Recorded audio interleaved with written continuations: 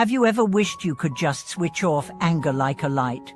Have you ever tried to fight sadness or anxiety, only to find they grow stronger the more you resist? Welcome back to the channel.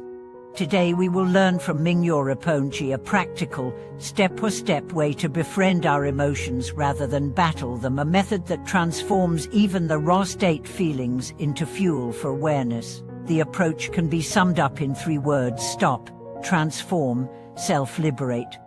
The first step, stop, is deceptively simple. It doesn't mean freeze your body or force your mind blank. It means interrupt the momentum of the emotion before it sweeps you away.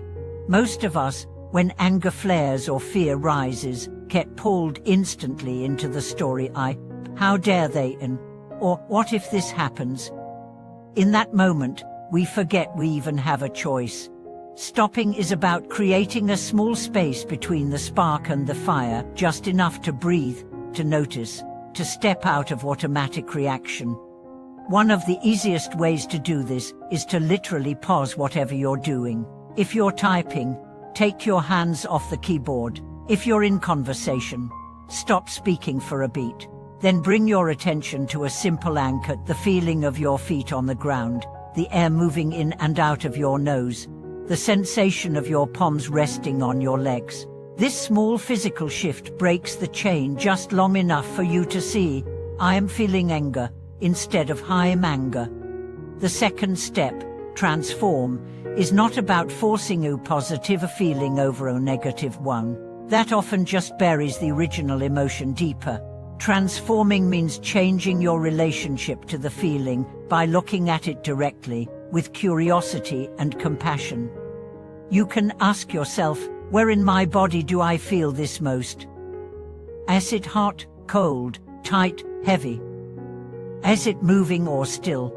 By shifting your attention from the story to the raw sensation, you loosen the emotion's grip. It stops being an all-powerful storm and becomes an experience you can observe. At this stage, some find it helpful to bring in an antidote. For anger, that might be recalling a moment when you felt genuine kindness toward someone. For fear, it might be remembering a time you felt safe and supported. You don't have to make the original emotion disappear, you just mix it with a different tone, the way adding a bit of warm water can take the chill out of a cold bath. The third step, self-liberate, is where the practice becomes truly transformative. Here, you allow the emotion to dissolve on its own, without pushing or holding. This requires trust that emotions are by nature impermanent, that they cannot stay in their peak form forever. If you don't feed them with stories or suppress them with force, they shift, often faster than you expect. Self-liberation doesn't mean the emotion will never return. It means that when it does, it won't control you the same way. Each time you let an emotion arise and pass without clinging or fighting, you weaken the habit of identifying with it. Over time, even intense feelings become more like weather passing through a white sky than like hurricanes tearing through your house. Let's see how this works in a real-life moment. Imagine you're driving and another car cuts you off sharply. Your body tenses, your jaw tightens, and you feel the rush of heat in your chest. Step 1. Stop. You keep both hands on the wheel but take a slow, deliberate breath instead of leaning on the horn.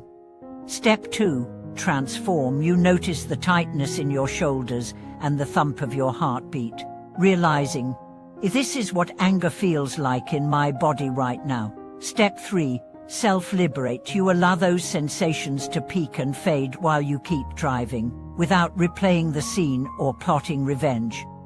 In less than a minute, the wave passes, and you're back to simply being on the road. The beauty of this method is that it can be practiced anywhere. At work, when frustration builds during a meeting, stop for a breath. Notice the knot in your stomach. Let it unwind without forcing it. At home, when sadness creeps in, stop your scrolling. Feel the heaviness in your chest, and let it move like a slow tide. These moments add up. Mingyo Rinpoche emphasizes that the point is not to become emotional, but to become free within emotion. Emotions are part of being human. They bring color and depth to life. The problem is not that they arise, but that we get lost in them, letting them dictate our words and actions without awareness. By practicing stop, transform, self-liberate, we can keep the richness without the captivity. Over time, you may notice that emotions arise more gently, and when they do flare, they resolve more quickly.